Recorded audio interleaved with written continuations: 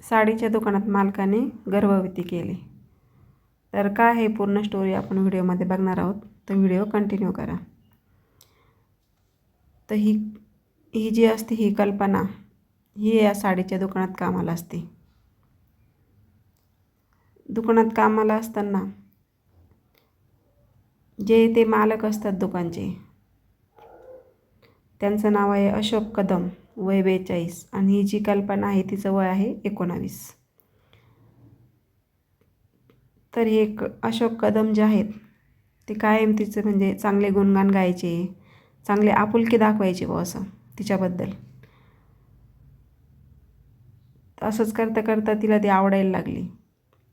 आवडायला लागल्यानंतर त्यांच्यामध्ये संबंध झाले। असंच खूप दिवस चालत राहिलं। त्यानंतर ती प्रेग्नेंट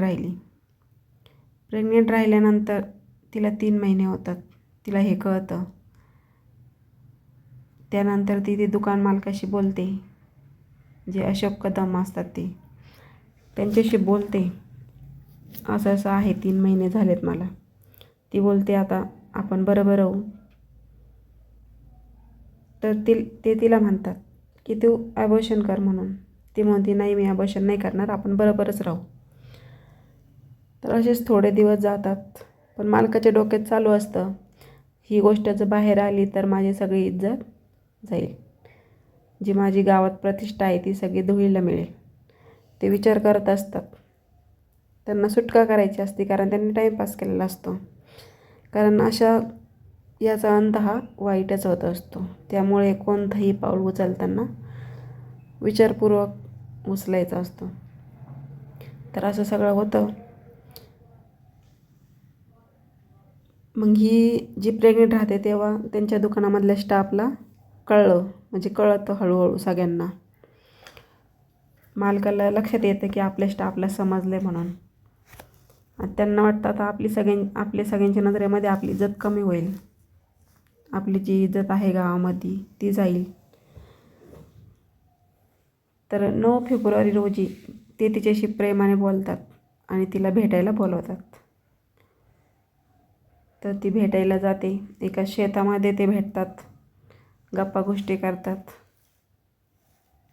त्यानंतर ती जे मालक आहे अशोक कदम, तिच्याच ओढीने तिचा गळा दाबतात। ती जागेवरच तडफडून मरून जाते।